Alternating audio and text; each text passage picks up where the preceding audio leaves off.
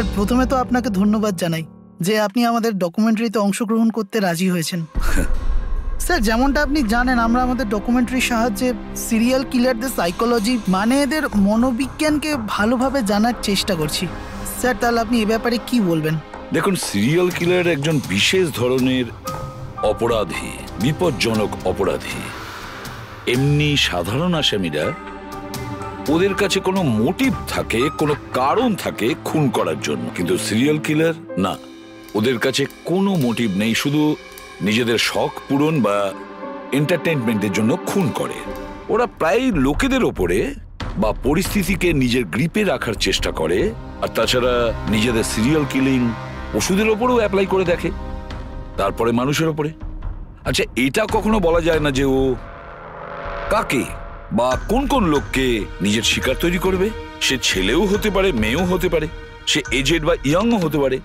কিন্তু একটা ব্যাপার আছে যেটা ওদের প্যাটার্ন হয় কিলিং এর, সেটা 2-3-4টে খুনের রিপোর্ট দেখার পরেই সেটা বোঝা যায়, আর তখনই আমরা আস্তে আস্তে ওদের পিছু নিতে পারি, তার আগে নয়। অনেক ক্ষেত্রে তো এরা কয়েক মাস ধরে নিজের শিকারের ওপর নজর রাখে, আর যখনই সুযোগ পায় ঝাঁপিয়ে পড়ে আর মেরে ফেলে। এই কারেন্ট কি করে চলে গেল?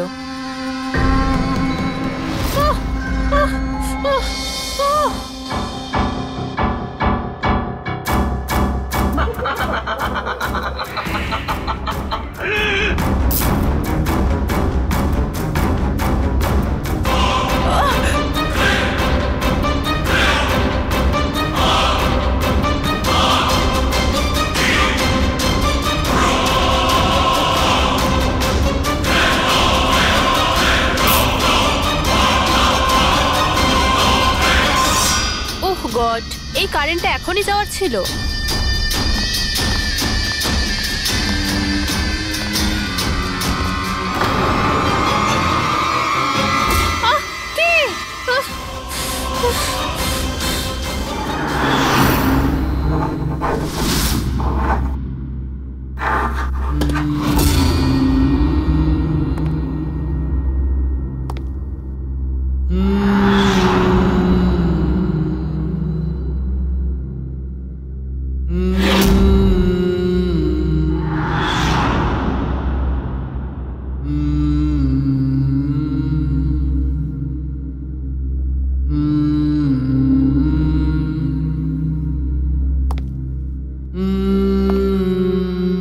অনেকবার দেখা গেছে খুনিরা ভিকটিমের জিনিসও সঙ্গে নিয়ে গেছে। ভিকটিমকে খুন করার পরে হয়তো নিজের জয়ের মেডেল ভেবে, যে কোনো জিনিসই হতে পারে। কোনো মহিলার ঝুমকো দুলও হতে পারে বা আংটিও হতে পারে, আবার কোনো নখও হতে পারে, এমনকি ভিকটিমের চুলও হতে পারে, মাথার চুলও।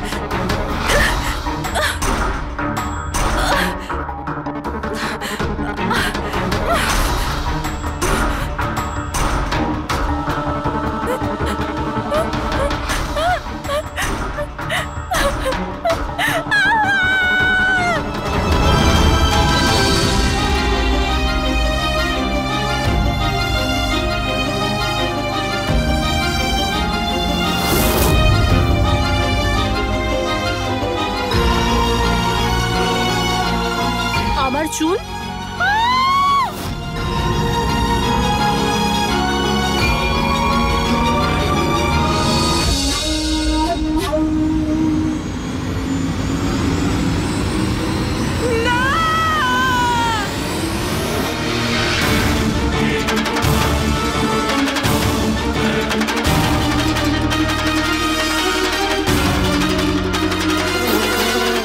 serial killers এরা সবসময়ই একা থাকতে পছন্দ করে, ওদের কোনো বন্ধু হয় না। তাই অন্যদেরকে, এমন লোকেদেরকে এড়িয়ে চলতে হবে যাদের হাব ভাব বা চাল চলনে একটু অন্যরকম, কিছু অদ্ভুত ধরনের আচরণ দেখা যায়। তা সত্ত্বেও ব্যাপারটা হলো, সিরিয়াল কিলার থেকে বাঁচতে হলে আমাদেরকে সাবধানে থাকতে হবে। সত্যি সাবধানতার প্রয়োজন।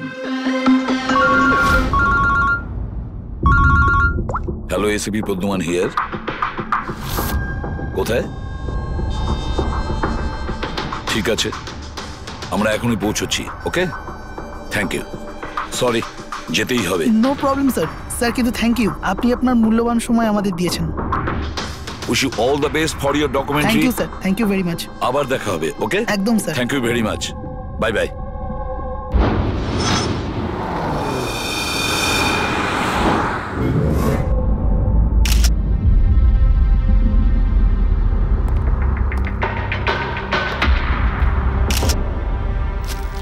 নিয়ে যাও। সালুকে দেখে কি মনে হচ্ছে?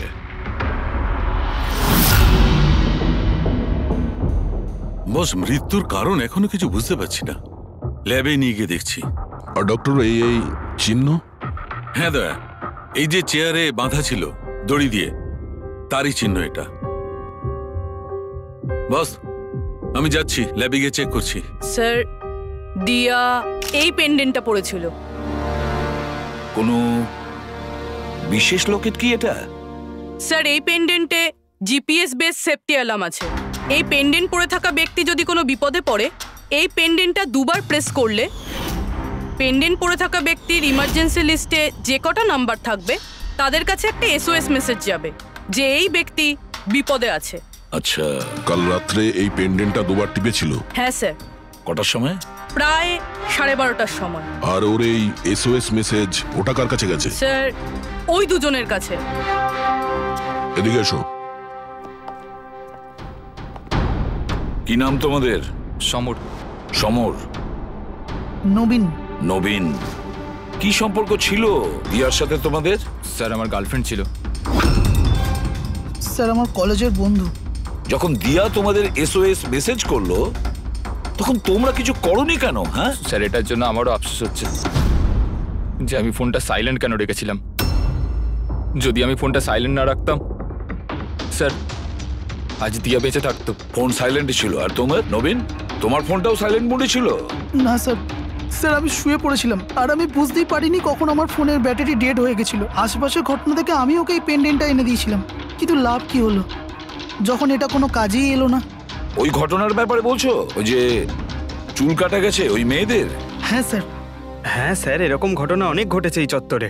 এই দিয়ার মতো অনেক মেয়েরই চুল কাটা হয়েছে, কিন্তু কাউকে হত্যা করা হয়নি। আর লোকে তো এটাও বলছিল যে কোনো আত্মাটাত্মার চক্কর আছে। কি বললে তুমি? ভূত, আত্মা? আমি বলছি না স্যার, লোকেরা বলছে। স্যার, এই এলাকার সব মেয়েরা বেশ আতঙ্কিত রয়েছে। সূর্য ডোবার আগেই নিজেদেরকে বাড়িতে বন্দি করে নেয়। কিছু মেয়েরা তো নিজেরাই নিজেদের চুল কেটে ফেলেছে, আর অনেকে সাধু আর জ্যোতিষীদের কাছে যাওয়া শুরু করেছে। তারা মনে করছে এই সাধুদের আশীর্বাদে এই সমস্ত অলৌকিক শক্তির হাত থেকে রক্ষা পাবে। এটা কোনো অশুভ শক্তির কাজই নয়, এটা কোনো মানুষই করেছে। মানুষই করেছে এটা। স্যার, হ্যাঁ ইন্সপেক্টর সুশীল এই কেসটারই তদন্ত করছেন। হ্যাঁ, সুশীল বাবু বলুন। স্যার, কিছু বুঝতে পারছি না। এ প্রচুর মেয়ের চুল কেটেছে, কিন্তু মেরেছে শুধু একজনকেই। শুধু একটা মেয়েকেই মেরেছে? হ্যাঁ, কি বলতে চাইছেন আপনি? আরো মেয়েদের মারা উচিত ছিল? আমাদের লজ্জা করা উচিত। আমাদের থাকা সত্ত্বেও একটা মেয়ের জীবন চলে গেছে। যত তাড়াতাড়ি সম্ভব ধরতে হবে অন্য কোনো নিরীহ মেয়ের মৃত্যু হওয়ার আগেই। বুঝেছেন আপনি? স্যার। পুরো ডিটেলসটা চাই আমার, যত তাড়াতাড়ি সম্ভব। যান। স্যার।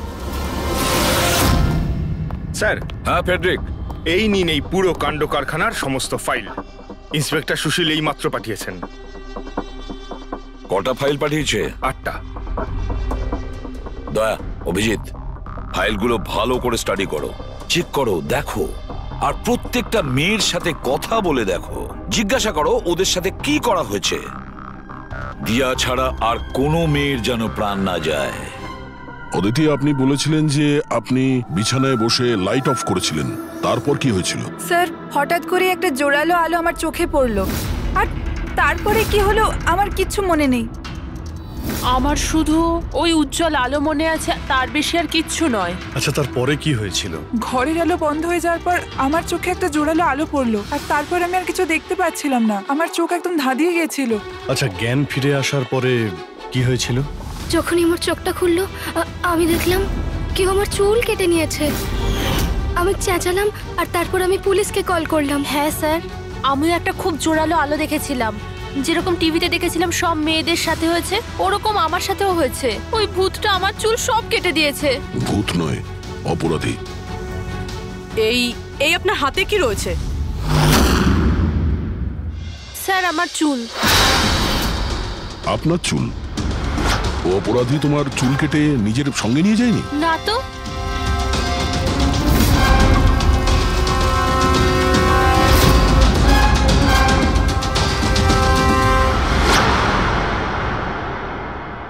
অদ্ভুত একটা ব্যাপার, এই আসামি যে যে মেয়ের চুল কেটেছে সেই চুলগুলো নিজের সঙ্গে নিয়ে গেছে, কিন্তু এই 4টে মেয়ের চুল কেটে চুলগুলো বাড়িতেই ফেলে গেছে। এটা কেন আসামি করলো আর কেন? স্যার, হতে পারে যে ওদের ওপর হামলা হয়নি, ওরা এগুলো এই নিউজে দেখেছে, তাই পাবলিসিটির জন্য এমন ভাব দেখাচ্ছে যে ওদের ওপরেই হামলা হয়েছে। স্যার, দুটো মেয়ের মানসিক অবস্থা খুব একটা ভালো নেই। ওদের ভুল ধারণা হয়েছিল ওদের সঙ্গে এরকম কিছু হয়েছে, কিন্তু সেরকম কিছু হয়নি। তার মানে শুধু 4টে মেয়ের ওপরে হামলা হয়েছে? অদিতি, বাণী, চিত্রা আর ঈশা। Yes sir. একটা কাজ করি, আমরা আবার নতুন করে শুরু করি যেখান থেকে এসব শুরু হয়েছিল। ক্রাইম লোকেশনের ফটোগ্রাফ, প্রমাণ, যা কিছু পাওয়া গেছে ওখান থেকে সব কটা ভালো করে চেক করো দ্বিতীয়বার। কিছু না কিছু আমরা নিশ্চয়ই ছেড়ে গিয়েছি, যেটা এবারে আমরা পাবো।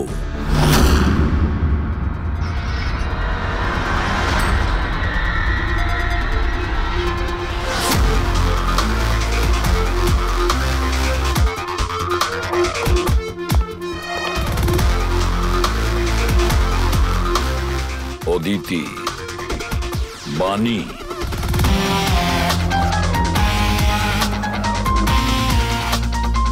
চিত্রা, ঈশা।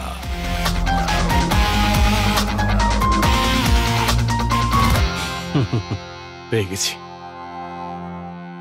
স্যার। হ্যাঁ স্যার, ঈশার বাড়িতে যে মোমবাতি ছিল তার মধ্যে এই ফিঙ্গারপ্রিন্টটা পেয়েছি। এটা আসামির হতে পারে স্যার। যদি এই ফিঙ্গারপ্রিন্টটা আসামির হয় তাহলে সে খুব ভুল করেছে। অভিজিৎ, আমাদের ক্রিমিনালের ডেটাবেসটা চেক করো, দেখো তো এ কোনো পুরনো পাপি কিনা।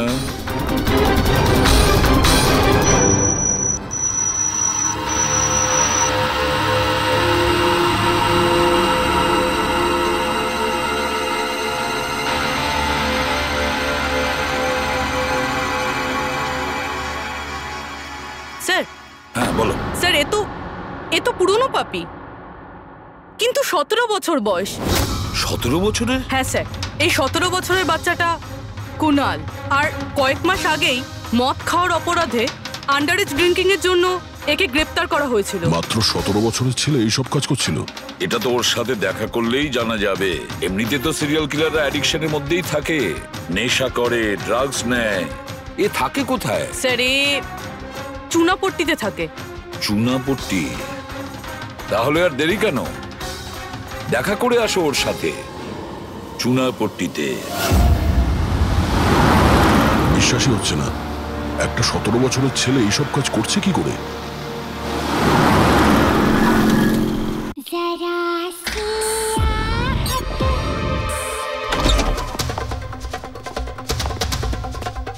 কুনাল। হ্যাঁ, আপনারা কে? সিআইডি। সিআইডি? তোমার লজ্জা করে না? পড়াশোনা করার বয়সে এইসব করছো? হ্যাঁ কি স্যার? কে এসেছে কুনাল? আরে স্যার, আপনারা? স্যার, তুমি এখানে কি করছো? স্যার, এটা আমার মাসির বাড়ি, কিন্তু আপনারা এখানে? কুনালের সঙ্গে দেখা করতে এসেছি। কুনাল এ আমার কাজিন স্যার। কাজিন? তুই তোর কাজিনের চুল কেটেছিস? স্যার স্যার আমি তো স্যার ঈশা দিদির সাথে একটু মজা করেছিলাম স্যার।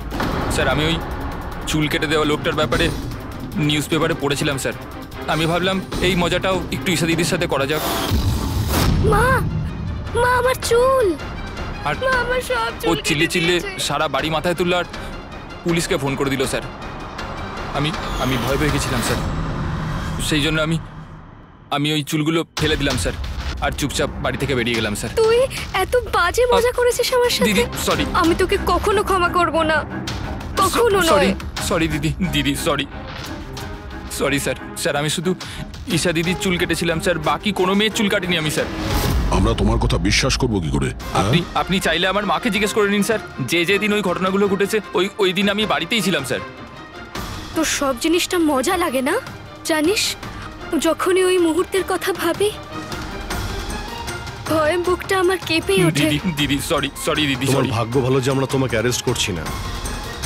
নিজের স্বভাব পরিবর্তন করো, নাহলে ভবিষ্যতে বড় সমস্যায় পড়বে তুমি।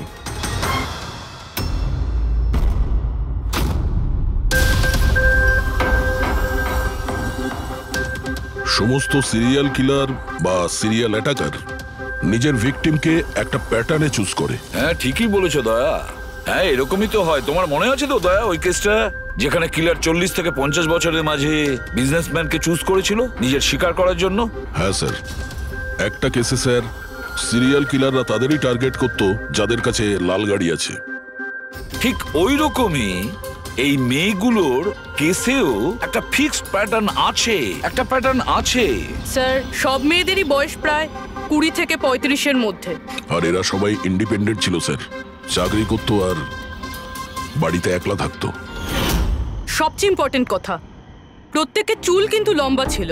ছোট চুল আছে এরকম কোনো মেয়েরই চুল কাটা হয়নি। সেটাই তো মেন প্যাটার্ন, লম্বা চুলওয়ালা মেয়েদেরইও বেছে নিত। কিন্তু স্যার এর মধ্যেও কোনো বিশেষ পছন্দের ছিল না ওর। এই বানি আর দিয়া ওদের কোকড়ানো চুল ছিল, অদিতি আর চিত্রা ওদের চুল সোজা ছিল। এই যে সিরিয়াল কিলাররা হয় না স্যার, ওরা স্পেসিফিক হয় নিজের পছন্দের বিষয়ে। হ্যাঁ একটা ব্যাপার কমন, এই সব মেয়েদের পাশেও ক্যান্ডেল রেখে গেছে। হ্যাঁ এই নটটা দয়া, একটা ব্যাপার নোটিশ করেছো তুমি? কি হয়েছে স্যার? এই নোটস গুলো দেখো, অদিতি আর চিত্রাকে যেভাবে বেঁধেছিল চেয়ারের উপর, নোটস গুলো দেখো।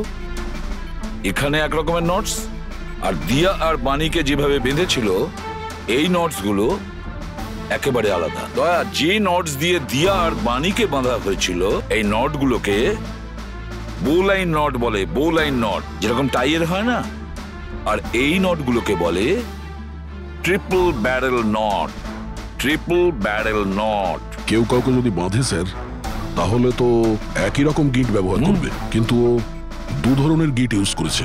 এটা মনে হচ্ছে যে আমাদের ভুল বোঝানোর চেষ্টা করছে, কিংবা এর মানসিক পরিস্থিতি ঠিক নয়, স্কিউজোফেনিক আছে ওর। হ্যাঁ কিন্তু দয়া, সবার আগে আমাদের এটা জানতে হবে ও শিকারগুলো বাছে কি করে আর কখন বেছে নিত, আর ও শিকার বেছে নিত কোন জায়গায়। হয়তো সব মেয়েরা একই অফিসে চাকরি করত, একই জিমে যেত বা একই বিউটি পার্লারে যেত। কোনো না কোনো একটা সূত্র নিশ্চয়ই আছে, আর যেটা এদের সবাইকে এক করে দিয়েছে। কিন্তু কি? স্যার এই দিয়ার বন্ধু সমর আর নবীন, ওদের বক্তব্য যে রাতে দিয়া খুন হয় ওই রাতে ওরা নাকি ডান্ডিয়া খেলতে গেছিল প্রেমাল গ্রাউন্ডে। প্রেমাল গ্রাউন্ড?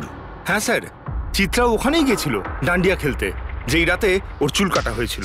অদিতি আর বাণী, খোঁজ নাও তো পঙ্কজ যে ওরা প্রেমাল গ্রাউন্ডে গিয়েছিল কিনা। হ্যাঁ বস, ওই মেয়েটির মৃত্যু গলা টিপার কারণে হয়েছে। গলা টিপে মারা হয়েছে? স্যার এই হলো তার রিপোর্ট।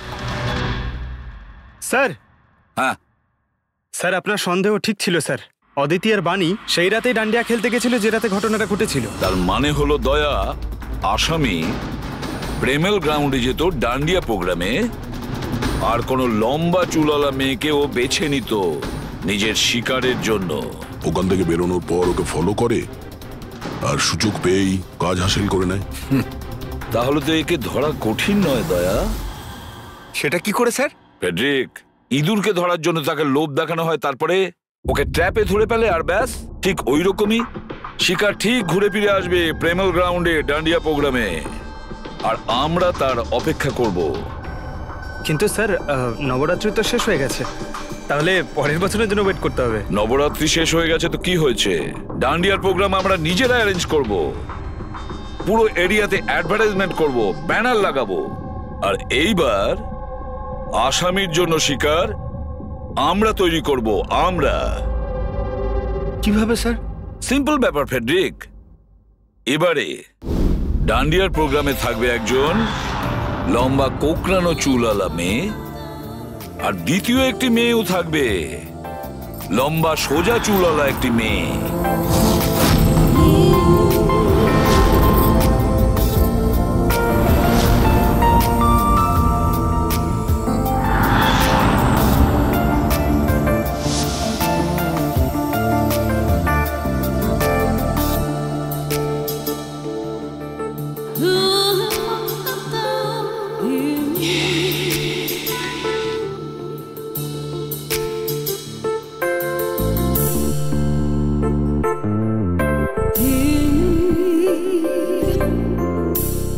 এখন এই নকল চুলের এক্সটেনশন আসল বলে মনে হচ্ছে।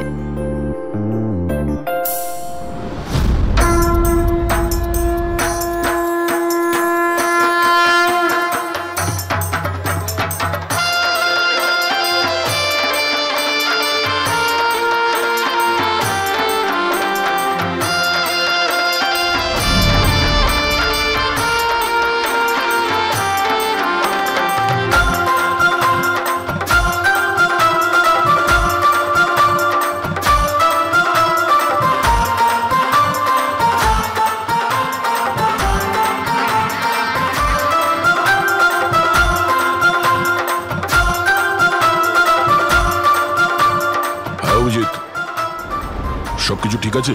হ্যাঁ দয়া। Okay fine.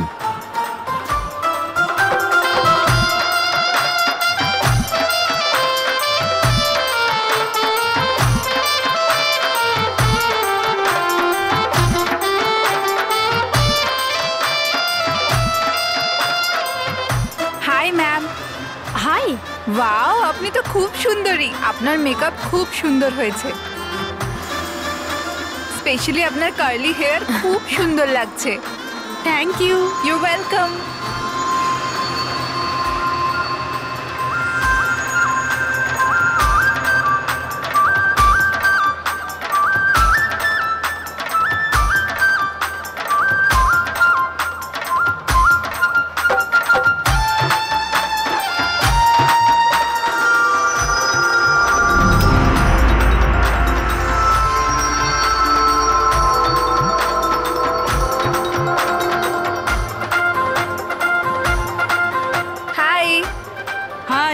আপনার ড্রেসটা খুব সুন্দর। Thank you. তোমার ড্রেসটাও খুব সুন্দর। Oh thank you. তবে আপনার চুলটা খুব সুন্দর। স্ট্রেট করিয়েছেন নাকি ন্যাচারালি এরকম? প্রকৃতির দান এটা। ও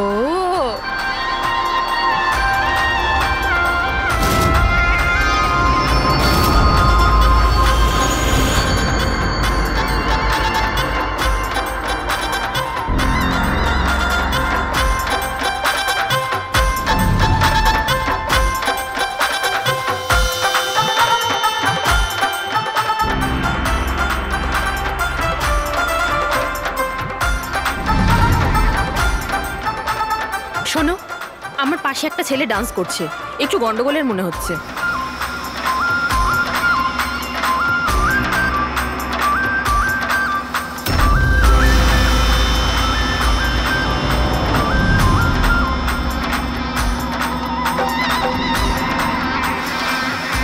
হ্যাঁ সারিকা, কোথায় ও? আমার পাশেই ছিল।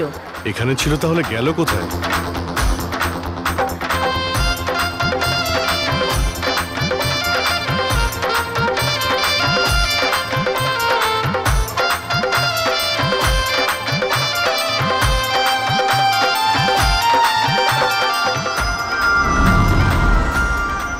রবি স্যার, তুমি যাও, আমি তোমার পিছনেই আছি, ডোন্ট ওয়ারি।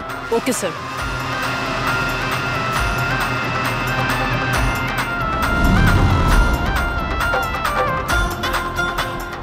অভিজিৎ। আমি রবির পিছনে যাচ্ছি, তুমি সারিকার পিছনে থেকো। ওকে, আমি সারিকার পেছনে যাচ্ছি। ওকে।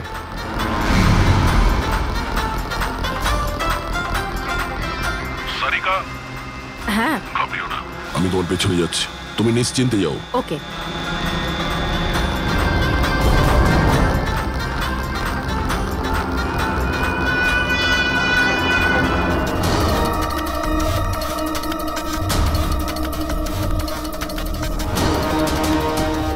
ওফো, এখানে তো কোনো অটো বা ট্যাক্সি কিছুই পাচ্ছি না। মনে হচ্ছে বাড়ি পায়ে হেঁটেই যেতে হবে।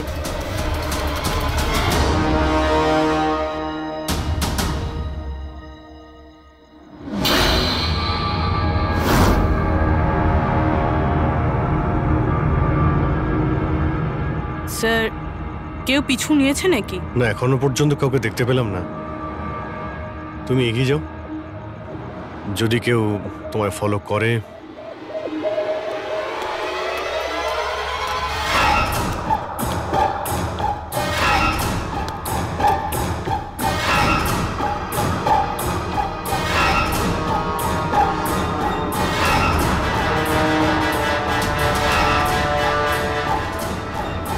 দয়া, আমার মনে হয় কেউ আমাকে ফলো করছে। কাউকে দেখতে পাচ্ছ? না সারিকা, অল ক্লিয়ার। ওকে।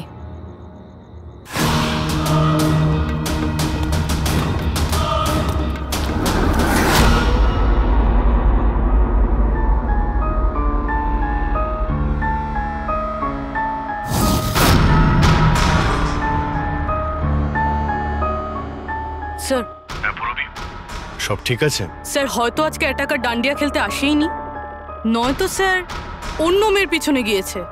দেখা যাক, আর একটু অপেক্ষা করি।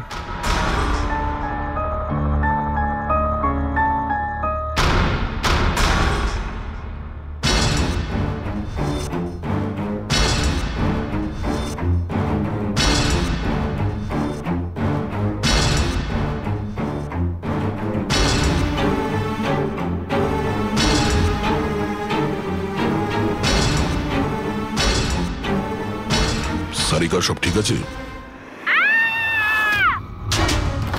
সারিকা, কি হলো?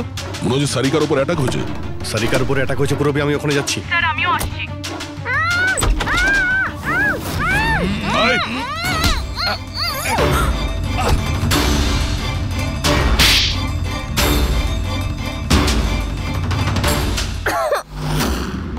ও নো, সারিকা তুমি ঠিক আছো? হ্যাঁ, আমি ঠিক আছি। হট।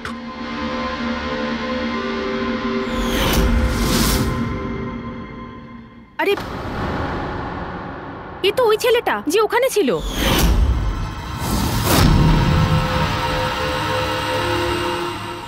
চুল কাটার প্রচুর শখ তোর, হ্যাঁ?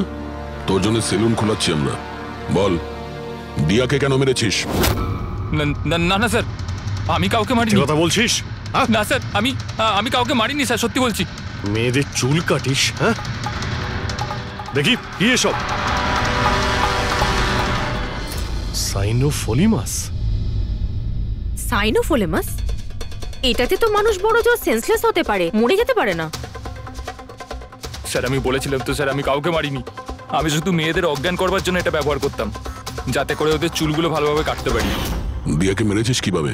হ্যাঁ স্যার, আমি মারিনি স্যার, বিশ্বাস করুন, আমি মারিনি।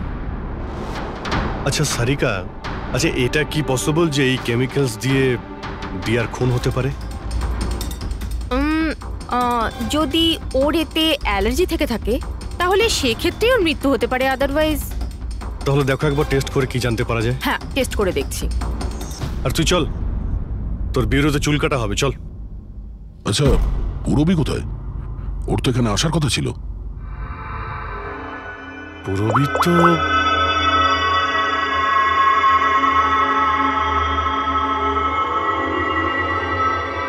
ও তো ফোন তুলছে না।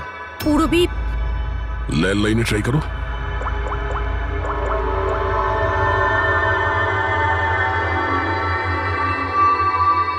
রিং হয়ে যাচ্ছে।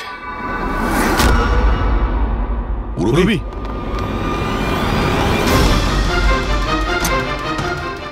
পুরবি, আচ্ছা, অপরাধী তো আমাদের সঙ্গে ছিল, তাহলে এগুলো করলো কে? তার মানে দুজন রয়েছে, আর দুজনে একই রকমের অপরাধ করছে। রবি, রবি ঠিক আছো? কি হয়েছিল? স্যার ঠিক ওই রকমই হয়েছে। প্রথমে বাড়ির লাইট চলে গেল, আর তারপর আমার চোখে একটা তীব্র আলো পড়ল, আর আমি অজ্ঞান হয়ে গেলাম। কি? কিন্তু স্যার এই সব কিছু কিন্তু একটা মেয়ে করছিল। মহিলা? ওখানে ছেলে আর এখানে মেয়ে, ব্যাপারটা কি? কোনো ব্যাপার না, চুল তো কেটে নিয়েছে, এবার এই কাটা চুল দিয়েই ওকে আমরা খুঁজে বের করব।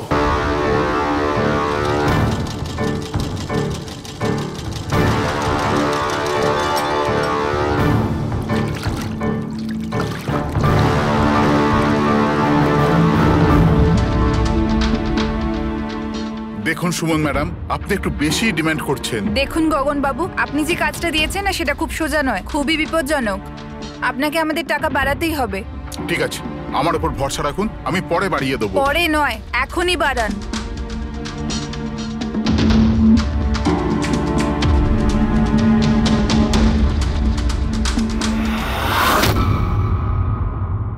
এটা কি গগন স্যার?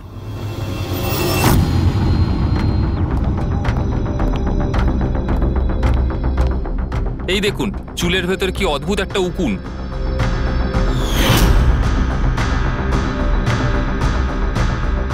আগে কখনো এরকম উকুন দেখিনি, আর দেখবেও না, কারণ এই উকুনগুলো সিআইডির হয়ে কাজ করে, আর এর নাম হলো মাইক্রোস্কোপিক ট্র্যাকিং ডিভাইস। আর এই জন্যই আমি তোমাকে আমার চুল কাটতে দিয়েছি, যাতে এটার সাহায্যে এখানে পৌঁছতে পারি আর জানতে পারি আসলে ব্যাপারটা কি।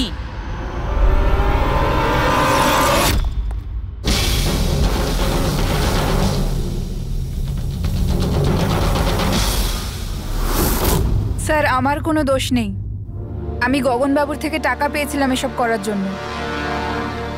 গগনবাবু টাকা দেবে, আর যদি বলে কুঁয়োতে লাভ দিতে তো তুমি দিয়ে দেবে? এখন বলো, কেন করিয়েছো তুমি এসব? আমি যে কথাগুলো বলবো সেটা একটু আশ্চর্যজনক আপনার নিশ্চয়ই লাগবে, কিন্তু এটা সত্যি যে আমাদের ব্যবসায় মানুষের চুলের দাম সোনার দামের থেকে কম নয়। কোটি কোটি টাকা রোজগার হয় এখান থেকে। উইক্স, হেয়ার এক্সটেনশন, নকল আইল্যাশেস, ফার্টিলাইজার আর অ্যামিনোসিডের মতো প্রচুর জিনিস তৈরি হয়। স্যার আপনি ভাবতেও পারবেন না যে এই চুল দিয়ে কি কি তৈরি করা যায়। হ্যাঁ ঠিক আছে, ঠিক আছে, তুমি অনেক জ্ঞান দিয়েছো, কাজের কথা এসো। এসব কেন করছিলে? এই পুরো শহরে এই একটাই ফ্যাক্টরি আছে যে হেয়ার প্রসেসিং এর কাজ করে, সবকিছুই ঠিকঠাক চলছিল, কিন্তু হঠাৎ এই মানুষের চুলের সাপ্লাই কমে গেল। এই শহরের মেয়েদের মনে হঠাৎ করে এই ধারণাটা কি করে চলে এলো যে চুল বড় করতে হবে, আর সবাই চুল বড় করতে লাগলো। এই সময় আমি ভাবলাম যে কিছু একটা এরকম প্ল্যান করতে হবে যাতে এই মেয়েরা নিজে থেকেই চলে আসবে নিজেদের লম্বা চুল ছোট করবার জন্য। তাই তুমি ভাবলে যে এমন একটা ভয় তৈরি করা যাক শহরে, যাতে মেয়েরা ভয় পেয়ে গিয়ে নিজেই নিজেদের চুল কেটে ফেলে, হ্যাঁ? আর তোমার জন্য লাভই লাভ। হ্যাঁ, আর সেই জন্যই এই কাজের জন্য আমি দুজন লোককে রেখেছিলাম, সুমন আর রাজু। স্যার আমরা দুজন ডান্ডিয়াতে গিয়ে লম্বা চুলওয়ালা মেয়েদের খুঁজি, আমি স্ট্রেট চুলওয়ালা মেয়েদের,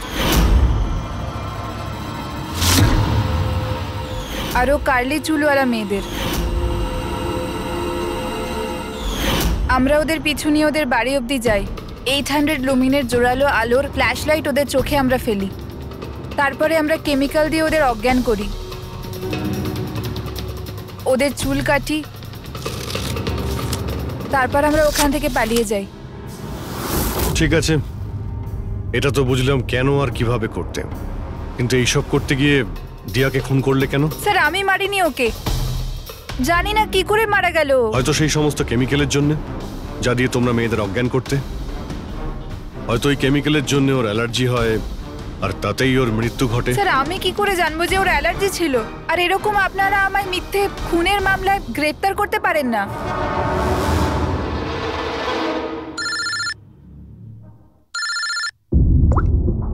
হ্যাঁ ডক্টর সালুকে। অভিজিৎ, আমি ওই মেয়েটার বডিটা টেস্ট করেছিলাম। ভাই, ওর তো জেলোফলিমাস নামের কেমিক্যালের কোনো অ্যালার্জি নেই। ওই যে দিয়ার মৃত্যু হয়েছে গলা টেপার কারণে। আরো একটা কথা, আমি ওর ফুসফুসের মধ্যে একটা ফাইবারের টুকরো পেয়েছি, কোনো কাপড়ের ফাইবার। তার মানে এটা পরিষ্কার যে কেউ কোনো কাপড় দিয়ে অথবা কোনো বালিশ দিয়ে ওর মুখটা চেপে ধরেছিল, সেই কারণে ওর নিঃশ্বাস বন্ধ হয়ে গেছে আর মারা গেছে। তার মানে দিয়ার চুল কাটার পরে আর আমাদের পৌঁছানোর আগে অন্য কেউ নিশ্চয়ই ছিল দিয়াদের বাড়িতে, যে দিয়ার মুখটা বালিশ দিয়ে চেপে ধরেছিল আর দিয়া মারা যায়। মানে খুনির এই চুল কাটার সঙ্গে কোনো সম্পর্কই নেই? হ্যাঁ পঙ্কজ, এই খুনি অন্য কেউ। খুনি ওদের দুজনের মধ্যেই কেউ একজন, ওদের দুজনের মধ্যে যাদের দিয়া SOS মেসেজ পাঠিয়েছিল।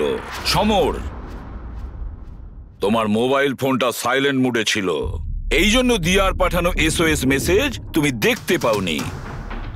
হ্যাঁ স্যার। আর নবীন, তোমার ফোনের ব্যাটারি চলে গেছিল, তাই তো?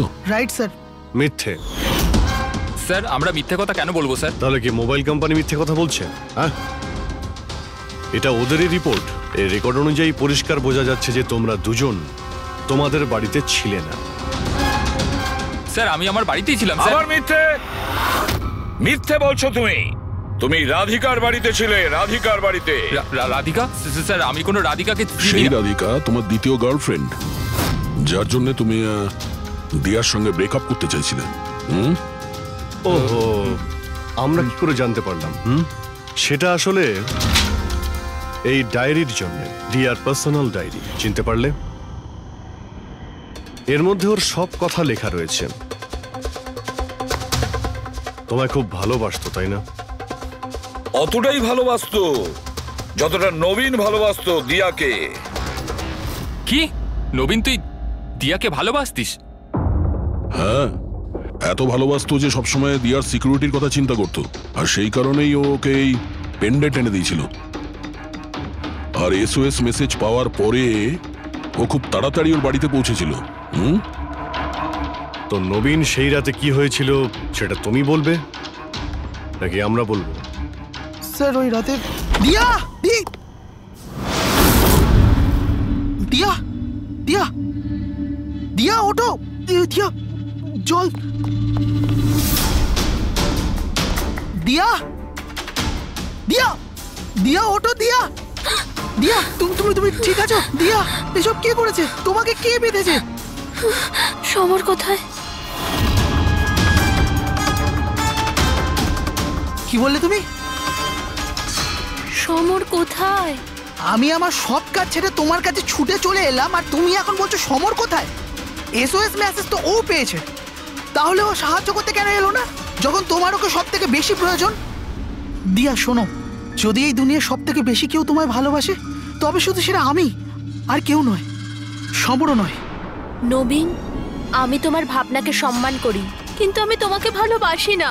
প্লিজ এইসব ছাড়ো, আর প্রথমে আমাকে খোলো আর পুলিশকে ডাকো। মনে হচ্ছে কেউ আমার চুল কেটে দিয়েছে। কেটে যাওয়া চুল তো আর ফেরত পাবে না,